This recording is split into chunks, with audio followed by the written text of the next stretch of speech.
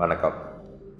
நம்ம இப்போ அதிகமாக சோசியல் மீடியாவில் ஒரு வருஷமாக பார்ப்போம். ஒரே ஒரு விஷயம், அதில் முக்கியமான விஷயம் இந்த செந்தில் பாலாஜி வழக்கு. இந்த அமைச்சர் செந்தில் பாலாஜி வழக்கு கடந்த ஒரு வருஷத்துக்கு மேலேயே நீடிச்சிக்கிட்டே இருக்குது. ஆரம்பத்தில் பரபரப்பாக இருந்தாலும் இப்போ கொஞ்சம் சைலண்டாக இருக்குது. இருந்தாலும் இன்னும் அவர் நீதிமன்ற காவலில் தான் இருக்கிறார். பரவாயில்ல.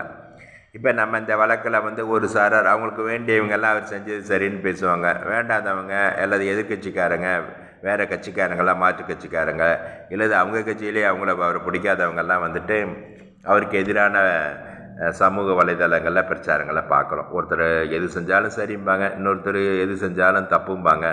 இது ரெண்டு கட்சிகளுக்குள்ள பிரச்சனை, அல்லது ரெண்டு சமூக வலைதள பிரச்சாரம் பண்ணுறவங்களுக்குரிய பிரச்சனை. நம்ம அதுக்குள்ளெல்லாம் போக வேண்டாம். நம்ம இப்போ செந்தில் பாலாஜி விஷயத்தில் ஒரு 4-5 முக்கியமான விஷயம் தனித்தனியாக பார்க்க வேண்டியிருக்கு. இப்போ நம்ம ஒரு சாதாரண மனிதனாக, பொது மனுஷனாக நம்ம சில விஷயங்களை நம்ம அதில் பார்ப்போம்.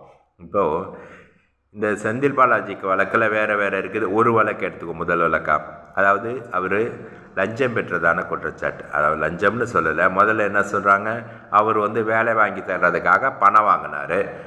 பணம் வாங்கினது என்ன பண்ணாங்க, மக்கள்லாம் புகார் கொடுத்தோன்னே அந்த புகாருக்காக என்ன பண்ணுறாரு, அவர் பணத்தை ரீஃபண்ட் பண்ணுறாரு.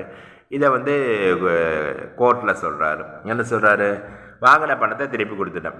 அவர் ஏதோ கைமாற்று வாங்கின மாதிரி, இல்லை அது கடை வாங்கின மாதிரி பணத்தை ரிட்டர்ன் பண்ணிட்டேன், அதனால குற்றவாளி இல்லை, வழக்கிலிருந்து விடுதலை பண்ணணும் அப்படின்னு சொல்கிறாரு. இது மேலே போகுது. திரும்பி இந்த வழக்கில் அவர் மேலே நடவடிக்கை எடுக்க சொல்கிறாங்க. சரி, ஓகே. இப்போ நடவடிக்கை எடுக்கிறாங்க. செந்தில் பாலாஜியை கைது பண்ணாங்க, உள்ளே வச்சுருக்கிறாங்க, விசாரணை நடத்துகிறாங்க. என்ன விசாரணை நடத்துகிறாங்கன்னு தெரியல. வருஷக்கணக்காக விசாரணை நடத்துகிறாங்க. ஒரு பணம் கொடுத்தவன் யாருன்னு தெரியுது, வாங்கினது யாருன்னு தெரியுது. 2 பேருமே எழுத்துப்பூர்வமாக எல்லா விஷயத்தையும் கொடுத்துருக்குறாங்க.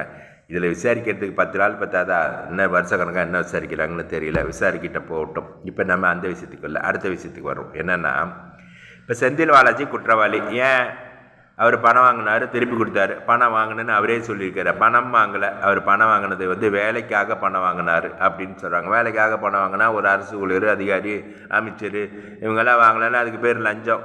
சரி, லஞ்சம் வாங்குவதும் குற்றம், கொடுப்பதும் குற்றம். வாங்கினவரை கைது பண்ணிட்டாங்க.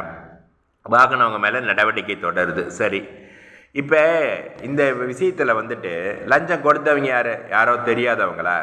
லஞ்சம் கொடுத்தவன் யார்? புகார் கொடுத்தவன் தான் லஞ்சம் கொடுத்தவன். அந்த புகார் மனுவில் திருப்பி நான் கொடுத்த லஞ்ச பணத்தை, சரி ஏதோ பணத்தை திரும்பி பெற்றுக்கொண்டேன்னு எழுதி கொடுத்தவன் யார்? அந்த லஞ்சம் கொடுத்தவன் தான். இப்போ லஞ்சம் வாங்குவது குற்றம், கொடுப்பது குற்றம்னா, இந்த புகார் எழுதி கொடுத்தானல்ல, நான் திரும்ப பெற்றுக்கொண்டேன், அல்லது புகார் கொடுத்தானல்ல, நான் பணம் கொடுத்து ஏமாற்றி விட்டாங்க என்ன அப்படின்னு சொல்லி, இவன் குற்றவாளி தானே, கொடுத்தவன் குற்றவாளி தானே. இப்போ கொடுத்தவன் குற்றவாளியை என்ன பண்ணுறாங்க, இப்போ இன்னொரு குற்றவாளி, அதாவது வாங்கிய குற்றவாளிகிட்ட இருந்து பணத்தை ரீஃபண்ட் பண்ண வச்சுட்டாங்க. இவங்க சேஃப்டியாக பணத்தை ரிட்டர்ன் வாங்கிட்டு பேசாமல் போயிட்டாங்க.